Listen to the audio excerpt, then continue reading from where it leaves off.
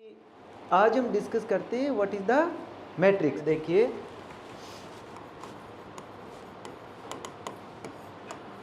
Matrix ना, तो matrix के बारे में जब आप डिस्कस करेंगे उससे पहले मैं एक एग्जांपल ले लेता हूँ कि सपोज करें कि आपके पास 20 ग्राम राइस या बार्ले है, राइट। ब्रेड बनाने के लिए आपको चाहिए 1 ग्राम, राइट, क्या राइस। और दूसरा आपको बियर बनाने के लिए चाहिए 1/4 ग्राम। ये आपके पास एक सिस्टम है, राइट, क्लियर है। दूसरा आपके पास शुगर है 36 ग्राम। क्या है? शुगर है। वो शुगर अब इन दोनों में डालना है, राइट। कितना कितना डालना है? ब्रेड में डालना है 2 ग्राम, वेरी गुड। और बियर में डालना है 1/4 ग्राम, राइट। तो इस बात को आप इक्वेशन में लिख लेते हैं क्या कि ब्रेड बनाने में प्लस में 1/4 बियर इज इक्वल टू 20 ग्राम। क्या कि ब्रेड बनाने में 1 ग्राम लगता है और बियर बनाने में 1/4 ग्राम लगता है, तो टोटल आपके पास 20 ग्राम, यानी ये दोनों के अंदर लग जाएगा राइस, राइट। अब शुगर का एग्जांपल देख लीजिएगा। शुगर में 2b, यानी एक ब्रेड बनाने में कितना शुगर डाला जा रहा है? 2, प्लस में 1/4 बियर में डाला जा रहा है is equal to 36 gram, right. तो क्वेश्चन ये राइज हो रहा है कि हम कितना ब्रेड और कितना बियर बनाएं कि ये दोनों पूरे यूज़ हो जाए। तो सपोज करिएगा कि आपने क्या किया कि आपने हाइपोथेटिकली अपने मन से एक काम कर लिया। क्या कि आपने घर में ये डिसाइड कर लिया कि हम ब्रेड बना लेते हैं, जस्ट एक मिनट, कि हम ब्रेड बना लेते हैं 10, राइट। ब्रेड कितना बना लेते हैं? 10। और बियर भी कितना बना लेते हैं? 10 पीस, जो भी आपका पीस है, स्टैंडर्ड साइज का बोतल है, कुछ भी छोटा जो भी करना है, राइट। तो अगर यहाँ पर, तो इसके अंदर आप कैलकुलेट करते हैं कि 10 ब्रेड बनाने में कितना ग्राम लग गया आपका राइस? 10 ग्राम। 10 ग्राम राइस लगा। और 10 ही आपने बियर बनाया तो कितना लगा? दोबारा देखिए, सुनिएगा। आपके पास 20 ग्राम राइस है ना, तो आपने ये डिसाइड किया कि हम, अरे 20 ग्राम राइस है ना, आपने ये डिसाइड किया कि हम ब्रेड बना लेते हैं 10 और बियर बना लेते हैं। पीछे कितना ग्राम बच गया? 10 ग्राम। तो 4 बनता है तो 40। तो आपने ये डिसाइड कर लिया कि 40 हम क्या बना लेते हैं? बियर बना लेते हैं। अब शुगर का हिसाब किताब देखते हैं। 10 ब्रेड के अंदर शुगर कितनी लगेगी? 20 ग्राम, प्लस 40 बियर के अंदर कितनी लगेगी? 10 ग्राम, 1/4 लग रही है ना। तो टोटल कितना हो गया है? 30 ग्राम। कितना बच गया? 6 ग्राम बच गया ना।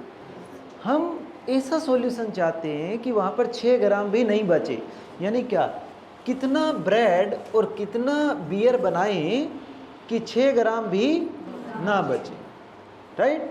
तो देखिएगा उसको करने का क्या मैकेनिज्म है। पहले तो एक सिंपल वाला तरीका है जो हम पहले सोल्व करते थे। क्या कि इसके अंदर आप जो लीनियर इक्वेशन है उसको सोल्व कर लीजिएगा। कैसे? माइनस माइनस माइनस, ये कैंसिल, क्या बचा? माइनस का b is equal to -60, b is equal to 16 हो गया। अब b की वैल्यू यहाँ रख लेते हैं, किसी में भी रख लो, b की वैल्यू उसमें रख लेते हैं, तो क्या आ गया? 16 प्लस में 1/4 b is equal to 20, that is b is equal to 20 - 16 1/4 है ना, तो B इज इक्वल टू 16। यानी आपके पास क्या आ गया,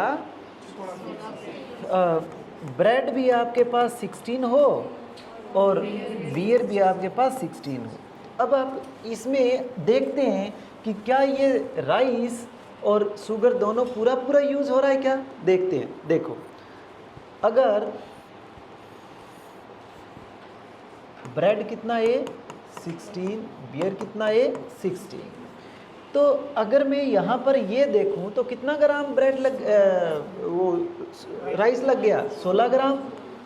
यस, प्लस में इसमें देखूँ तो 4 ग्राम, क्या हो गया, 20 ग्राम राइस हो गया। अगर मैं इसमें देखूँ कि 16 ब्रेड है तो कितना शुगर लगता है एक ब्रेड में, 2 ग्राम, तो कितना लग गया 32, प्लस में 16 में कितना लग गया 4 ग्राम, दैट इज 36 ग्राम। इसका मीनिंग जो हमने ये सॉल्यूशन किया है वो दोनों रिसोर्सेज को पूरा का पूरा यूज़ कर रहा है। क्लियर है? हम पढ़ना क्या चाह रहे हैं, मैट्रिक्स क्या होता है, मैट्रिक्स क्या है, राइट, उस बात की तरफ बढ़ रहे हैं। अभी आपको क्लियर हो जाएगा। तो एक मेथड से ये है, इसको मैं अभी ग्राफिकली दिखा देता हूँ कि ग्राफिकली हमने क्या किया है। देखो, यहाँ लगा लीजिएगा ब्रेड और यहाँ लगा लीजिएगा बियर। पहली इक्वेशन के अकॉर्डिंग जो ये वाली है ना, अरे बोलो, इस इक्वेशन के अकॉर्डिंग अगर मैं टोटल ही ब्रेड बनाऊं तो कितनी बनेगी 20, बोलो रे, बियर 0। इसके पहली इक्वेशन के अकॉर्डिंग ही अगर मैं बियर बनाऊं तो कितनी बनेगी 80। तो ये मैंने लगा दिया, जस्ट एक मिनट ओके, मैं इस फिगर को नीचे ले लेता हूं। देखिए,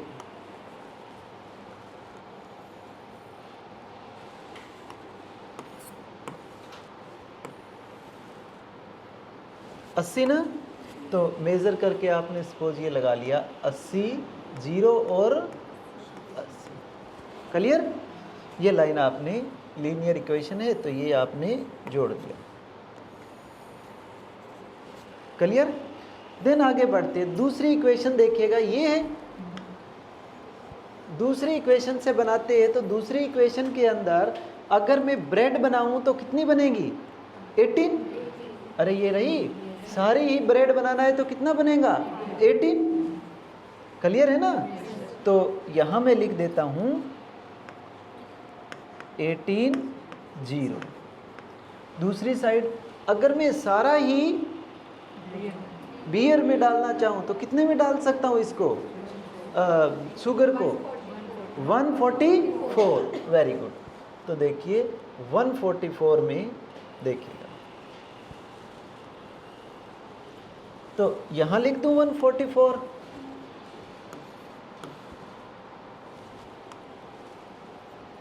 यहाँ लिख दूँ 144, 0, 144। You got it? अब इसको मिला दिया, मिलाया ना, ये जो पॉइंट बना दोनों का इंटरसेक्शन, यहाँ पर क्या आएगा 16, 16। अगर आप इसको ग्राफिकली बनाओगे तो प्रॉपरली मैच करके बनाओ। क्लियर? तो यहाँ पर रिसोर्सेज पूरे के पूरे यूज़ हो गए, क्योंकि ये फ्रंटियर है ना, ये फ्रंटियर है तो दोनों में रिसोर्सेज पूरे पूरे। ये तो ये मैकेनिज्म है। लेकिन हम जो ये सॉल्यूशन किया है 16, 16 वाला, इसको आप एक और भी मेथड से कर सकते हैं। ये 16, 16 का कौन सा सॉल्यूशन है जहाँ पर रिसोर्सेज पूरे एग्जॉस्ट हो रहे हैं। क्लियर है ना? अरे बोलो। तो अब आप एक और मेथड है हमारे पास कि जिससे आप यही सेम 16, 16 सॉल्यूशन निकाल सकते हैं। अब आपको मालूम है ये जो 16 और 16 आया है ब्रेड का और बियर का यूनिट, इस पे दोनों रिसोर्सेज पूरे के पूरे यूज़ हो रहे हैं। तो देखिएगा अब क्या करते हैं, हमारे पास इक्वेशन क्या है, b plus 1/4 b is equal to 20। यानी 20 ग्राम जो हमारे पास राइस है वो ब्रेड में 1 ग्राम डल रहा है पर ब्रेड और 1/4 ग्राम डल रहा है पर बियर, राइट। दूसरा 2b plus 1/4 that is equal to 36, ये डल रहा है। अरे बोले भाई। अब हम भाई इसका एक सॉल्यूशन और तरह से करते हैं। कौन सा सॉल्यूशन? जहाँ पर ये दोनों एग्जिस्ट हो जाते हैं, उतनी यूनिट ब्रेड की और बियर का फाइंड आउट करना चाहते हैं। You got it? यस। देखो तो हम एक काम करते हैं, वो मेथड है निकालने का, वो मेथड देखिएगा क्या है। मैं इसको इस फॉर्म में लिख लिया 1/4 2 1/4, right. Then b is equal to 20 और 36। अब आपको अगर ये इक्वेशन बनानी है वापस इससे, तो क्या करेंगे देखते जाओ। हमें कुछ रूल सीखने की ज़रूरत नहीं है। अगर इन इक्वेशन को ऐसे लिखा है तो ऐसे जो लिखा हुआ उससे ये इक्वेशन बनाना है, क्या करेंगे? पहले ये इसके साथ मल्टीप्लाई, क्या बना? b प्लस 1/4 b बनाना है ना, तो ये रहा 1/4 और ये रहा b, तो इसके साथ कर दो, यानी 1/4 b इज इक्वल टू 20। यानी कैसे हुई मल्टीप्लीकेशन? ऐसे। देन 2b यानी 2 ये रहा और b ये रहा, प्लस में 1/4 b ये रहा इज इक्वल टू 36। ऐसे मल्टीप्लीकेशन आ जाएगा, राइट। लेकिन हमारा टारगेट तो क्या है? वो 16 और 16 ब्रेड का और बियर का वैल्यू निकालना, जा रिसोर्सेज पूरे यूज़ हो रहे हैं, राइट। तो एक बार समझे, इसको अगर मैं ए कह दूं एक बार के लिए, राइट, इसको मैं x कह दूं, तो इसको मैं क्या कह सकता हूं? कोई c। अरे बोलो रे। तो अगर मेरे को x निकालना है तो क्या होगा? c a होगा ना। अरे बोले रे भाई। अब आप बहुत डिटेल में बात करेंगे कि ये जो a डिवीज़न में है, एक मल्टीप्लिकेशन में है, एक बार मैंने इसको ऐसे लिख दिया, राइट। मैं सारा आप एंड तक इसको माइंड में रखिएगा, पूरा क्लियर हो जाएगा। देन इसको हम ऐसे लिख सकते हैं कि a इनवर्स c। अब आप मेरे को कहोगे कि जी आपने इधर मल्टीप्लाई क्यों करवाया, इधर क्यों नहीं करवाया? मैं आगे जवाब दूंगा, राइट। वेट करें, सुनो। तो पहले अपने को क्या निकालना है? इसका इन्वर्स, राइट। इन्वर्स क्या होता है वो देखिएगा। अगर a इन्वर्स निकालना है तो a is equal to 1/4 2 1/4, right. हमारा टारगेट किस पर है? पहले मैट्रिक्स क्या है उसको समझने पर है, राइट। मेथडोलॉजी पे कम और मैट्रिक्स किस चीज़ को डिलीवर करती है उस पे ज़्यादा फोकस है। तो समझिएगा, इसका सबसे पहले क्या निकालेंगे? कोफैक्टर। अरे बोलो। यानी इसके जो ये पहले जो होते हैं फर्स्ट रो फर्स्ट कॉलम, उसको क्या बोलेंगे? 1 1। इसको क्या बोलेंगे? 1 2। इसको क्या बोलेंगे? 2 1। और इसको क्या बोलेंगे? 2 2, राइट। कोफैक्टर निकालना है तो हम क्या करेंगे? 1 1 है ना, तो 1 की पावर 2 यानी दोनों को जोड़ेंगे, ये ले लिया तो इसको छोड़ेंगे और इसको छोड़ेंगे, क्या आएगा? 1/4। देन दूसरा निकालेंगे तो -1 की पावर 3, इसको तो ये दोनों छोड़ो, क्या आया? 2। देन -1 की पावर 3, अब क्या करेंगे? इसको ले रहे हैं ना, तो इन दोनों को छोड़ो, क्या आया? 1/4। और -1 की पावर 4, देन इसको और इसको छोड़िएगा, क्या आया? 1, राइट। तो क्या आया? अगर आप मैट्रिक्स फॉर्म में लिखें तो क्या आया? 1/4 -2 देन -1/4 देन 1, ये आया ना। इसका अगर मैं ट्रांसपोज ले लूँ तो वो क्या बन जाएगा? एडजॉइंट। अरे बोलो रे। एडजॉइंट ऑफ ए ना, तो इसका ट्रांसपोज यानी रो को कॉलम में और कॉलम को रो में। हम क्या पढ़ना चाह रहे हैं? मैट्रिक्स क्या है, राइट। तो देन देखें भाई, क्लियर है ना ये बात। देन इधर देखिए, अब ये हमारे पास आ गया, राइट। इसको अगर हमें इन्वर्स निकालना है तो basically A inverse is equal to adjoint of A in determinant of A. अभी बात करेंगे डिटर्मिनेंट ऑफ ए क्या होता है, राइट। मैं ये मैट्रिक्स क्या है ये बता करके डिटर्मिनेंट पे आने वाला हूँ कि डिटर्मिनेंट होता क्या है, डिटर्मिनेंट का मीनिंग क्या है। तो पहले मैं बता रहा हूँ कि मैट्रिक्स का मीनिंग क्या है, राइट। देन देखिएगा, अगर इसका डिटर्मिनेंट निकालना है ए का, तो आप बेसिकली सीख करके आए हैं कि मल्टीप्लिकेशन करोगे। अभी मैं बताऊंगा कि क्यों मल्टीप्लिकेशन करते हैं, राइट। तो क्या होगा, 1/4 माइनस में 2/4 that is equal to minus का 1/4 ना। अरे बोलो रे, यहाँ 1/4 माइनस 2/4 दैट इज माइनस 1/4। इसको 1/4 को इस ये जो हमारी आई है इसको डिवाइड करवा दो किससे, ये जो एडजॉइंट आया ना इसको किससे डिवाइड करवाओ, 1/4 से। तो क्या होगा देखिएगा,